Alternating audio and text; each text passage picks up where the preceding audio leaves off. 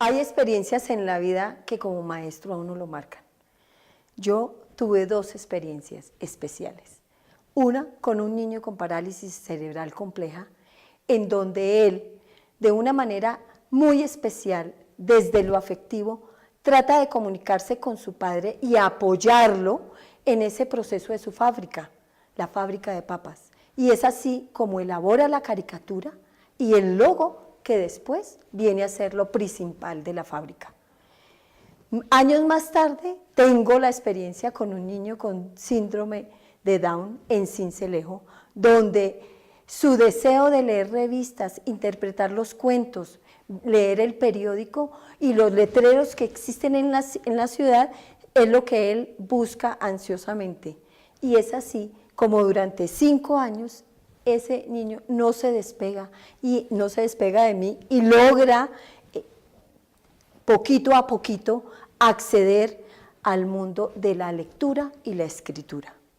Esas dos experiencias me significan un cambio en mi vida como maestra. Una, buscar los métodos especiales de cómo los niños acceden a ese mundo de leer e interpretar el mundo y escribirlo. De cómo la emocionalidad que implica en cada uno de los seres, de los niños del mundo, el leer y el escribir, y que cada uno llega a acceder a ellos de diferentes maneras. Una de las cosas es también cómo el mundo mío como maestra me permite ver, dimensionar que esas dos experiencias, cómo implican ese rol como maestro en ayudar y en acceder a interpretar un mundo, una lectura, unas imágenes que el mundo permanentemente está dando.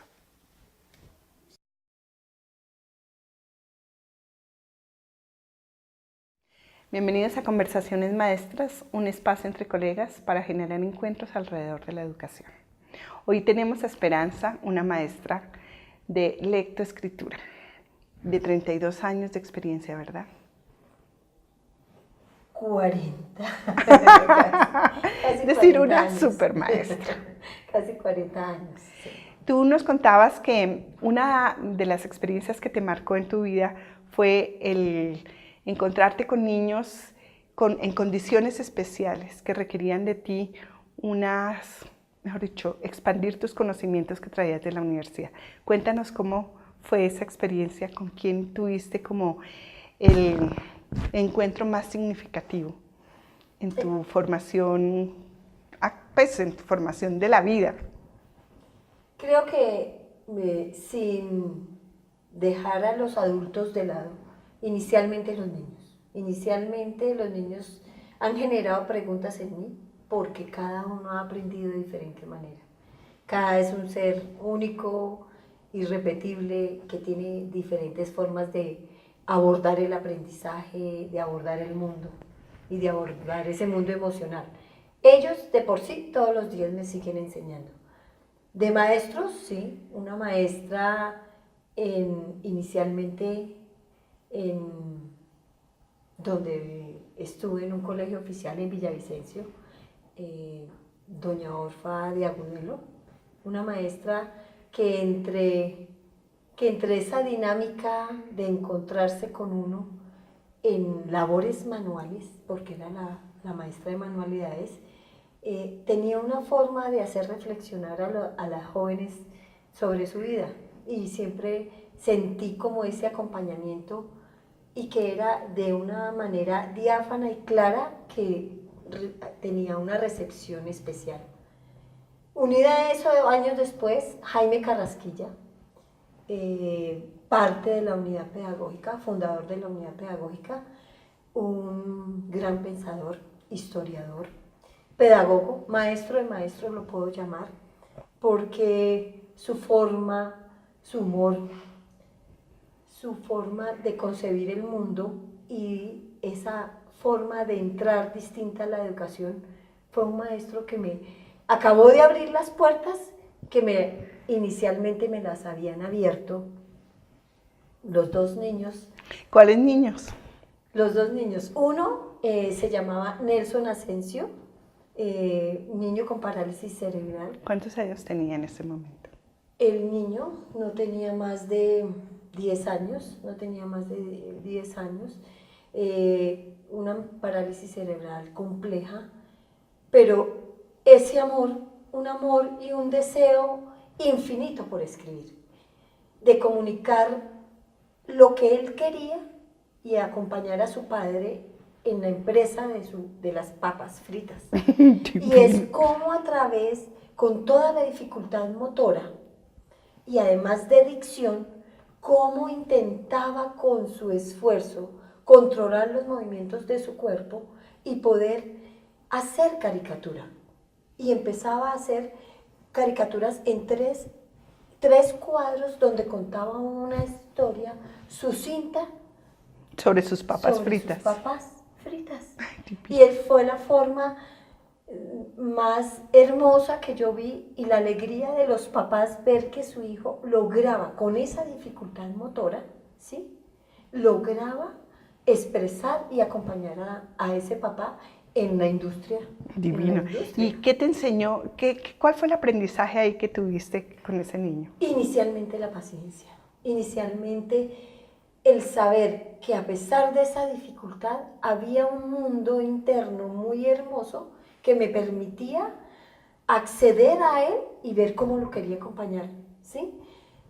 Y además el reto, es decir, también me enseñó el reto, me enseñó no solamente la paciencia, el reto, el esfuerzo, la perseverancia. Y la confianza en el niño, ¿no? La confianza, y eso fue lo que definitivamente yo creo que todo maestro tiene: perseverancia, esfuerzo, retos, porque eso es el mundo del docente, ¿no? Claro, y contabas también que existió otro niño que, sumando a esta experiencia, también como que fue fortaleciendo en ti un poco un camino que se inicia en la manera como tú finalmente terminas enseñando la lectoescritura. ¿Cuál fue la historia con ese niño y cómo te enrutas en esa búsqueda? En esa búsqueda, sí. Sí, mira, el otro niño era un niño con síndrome de Down, Juancho, y en Sincelejo. Juancho era un deseo enorme por querer aprender. Traía los cuentos y quería que uno le leyera, los periódicos, y él llegaba todos los días: es que quiero aprender a leer y escribir. Y teniendo su dificultad a nivel cognitivo, lograba centrarse y en forma tradicional, ¿sí?, empezar a acceder a esa forma repetitiva que necesitó 5 años para aprender a leer y a escribir.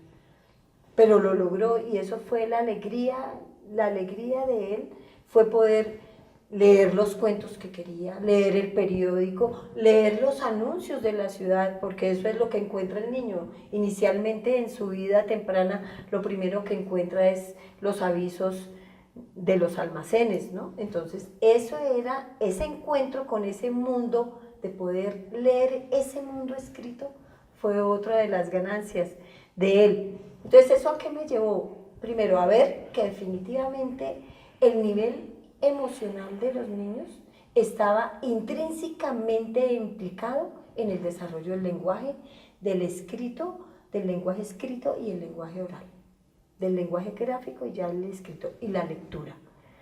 Dos procesos, además, que otra de las cosas que descubrí es que los dos procesos se daban distinto. ¿Sí? ¿Cómo era eso? Muchos niños aprenden fácilmente a leer, ¿sí?, a leer más rápido que el escribir. Y otros, viceversa, otros aprenden más fácil a escribir que a leer.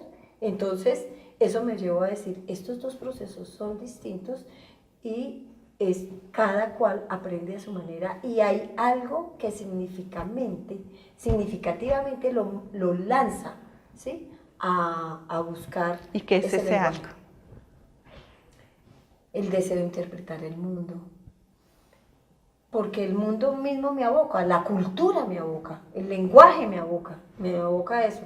Inicialmente el niño desarrolla todo el desarrollo gráfico, que es el dibujo, y por intermedio del dibujo está interpretando, representando a su familia. Lo primero que se pinta es él, y es el renacuajo, después vienen todos cómo va pintando los pajaritos, cómo va pintando los caballos, cómo va pintando las casas, el sol, las nubes, que cada vez va evolucionando de acuerdo a las edades. Y cómo eso yo lo puedo leer, el otro lo puede leer, y es una forma de comunicación. Cómo con mis pares yo puedo leer lo que hace mi compañerito, y cómo mi compañerito llega y también se mete en la lectura y me hace cambiar ese dibujo. Esa es la primera lectura que tiene el mundo. La primera lectura y la primera escritura, ¿no? Es la primera escritura, exactamente. Entonces vas haciendo como una danza entre la lectura y la escritura. A través inicialmente del dibujo y del querer contar algo del mundo que lo rodea. Exactamente. Y unido a eso, entonces, la experiencia de la vida me llevó a encontrarme con personas que me permitieron entrar a esas concepciones distintas de la pedagogía, a esa construcción distinta de la escuela, entre ellas Jaime Carrasquilla. Y entonces en el proceso donde tú descubres esa danza, ¿qué va surgiendo en ti? ¿Cómo eso va alimentando tu práctica pedagógica? ¿Qué cosas novedosas empiezas a hacer en tu práctica pedagógica en relación a la enseñanza de la lectoescritura? Primero, romper esquemas. Como maestra tradicional formada en una universidad, me rompe absolutamente el esquema de las didácticas.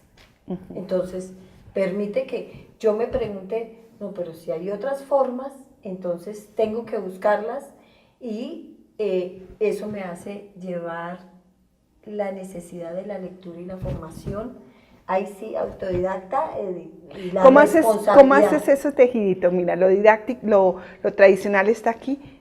¿Cómo es el tejidito de un lado al otro? ¿Cómo lo haces? Cuéntanos. Eso se da por la misma práctica. Al encontrarme en otro espacio con otra persona adulta, ¿sí?, que también es maestro mío, ¿sí?, empieza a darme otros elementos de aquí hay que ver qué son realmente los niños y qué es realmente la escuela. Cómo transformamos esa escuela, cómo se vuelve en un espacio, ¿sí?, en que posibilita que la espontaneidad y la capacidad creadora del niño, todas esas técnicas como maestro, me permiten cambiar mi concepción de maestro, me permiten romper con la concepción del maestro que solamente da información, con la que es un maestro dinámico, acompañante, ¿Cómo es eso? guía. ¿Cómo es ¿Sí? eso?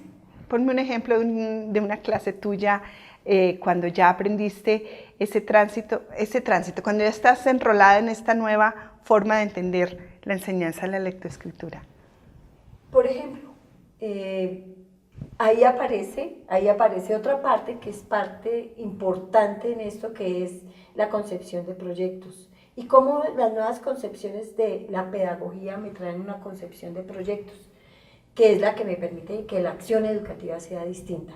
Entonces, por ejemplo, es el permitir yo que el espacio de los niños sea un sitio de conversación permanente, ¿sí?